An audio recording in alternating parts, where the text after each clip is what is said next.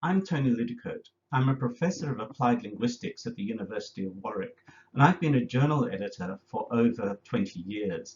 And I want to talk to you from an editor's perspective about publishing your research in journals.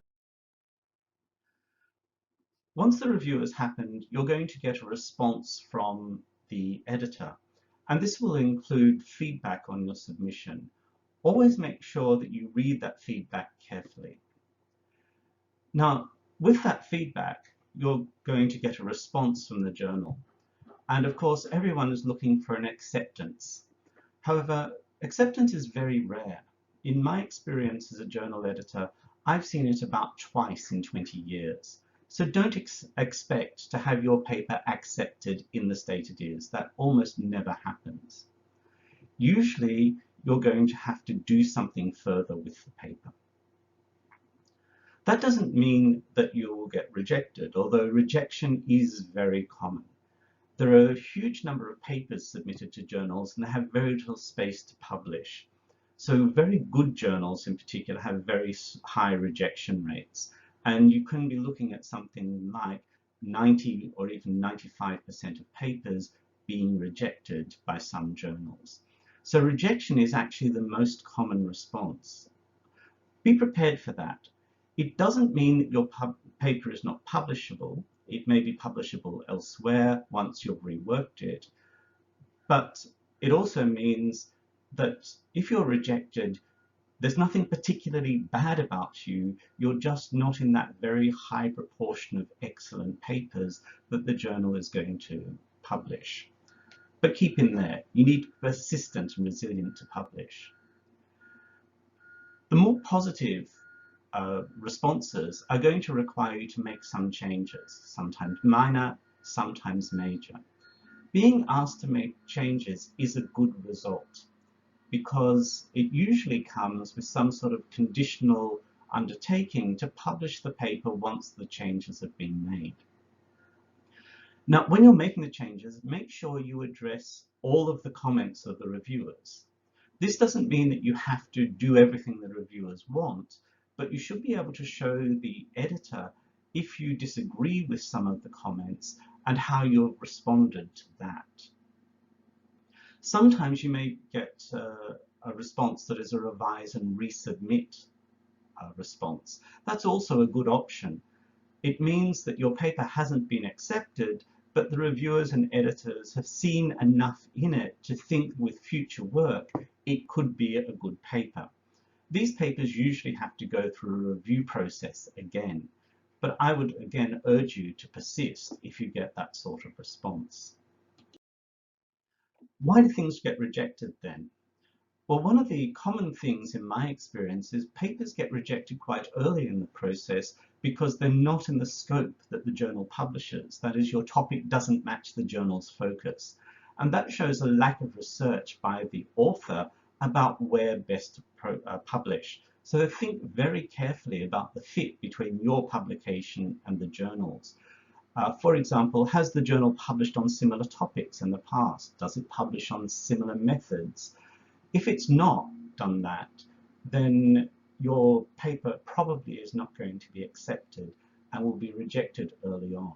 And this is a waste of your time because it will take several weeks for the editor to read and reject the paper, and you could have been under consideration as a more appropriate journal at that time. In terms of the papers themselves, some of the sorts of things that lead to problems that cause rejection are things like lack of clarity or focus in the paper. That is, the research questions may not be clear, there may not be a good fit between the sections, or there may be problems in the flow of ideas. These things all mean that your paper lacks coherence and focus. And it's really important that the introduction in particular set out very clearly what your paper is about and why the issue you're dealing with is significant for your field. Often papers get rejected because the introduction just gives background rather than doing this. Papers can be rejected because of problems in methodology. Either the methodology itself is flawed or the description of the methodology isn't adequate. There hasn't been enough information given about how data was collected and analysed and who the participants were. One really big problem that I've encountered is a mismatch between the theory section of the paper and the actual use of theory. Sometimes papers can have a really brilliant discussion of particular theories, but those theories never appear anywhere else in the paper, and they're not used in the conclusions or the analysis. That lack of fit between sections, particularly between theory and analysis, is a very big problem that leads to rejection. There can be problems with poor analysis. This is particularly the case with qualitative papers, where the depth of analysis is really important to the overall quality of the writing.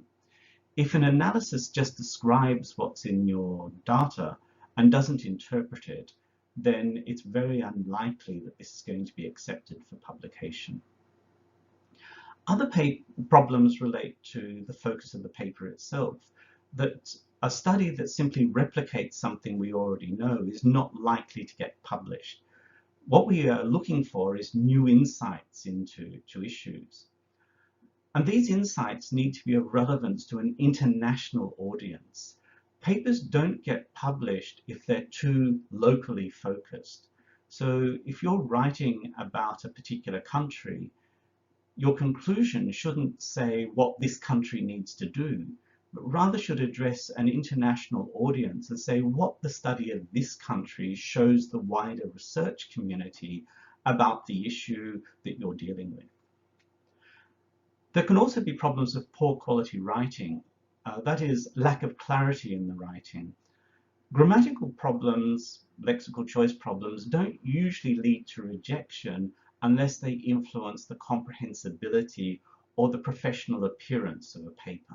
So it is really important to have good quality writing at the grammatical level and so on, but it's much more important to have good quality of writing in clearly expressed ideas and arguments. A final problem that leads to rejection is where conclusion sections don't seem to relate to the data presented. Sometimes writers present conclusions that are very well developed, but they're based on other ideas or they're based on the literature, and they're not actually based on the data itself. So these are some things to think of avoiding when you're writing for publication.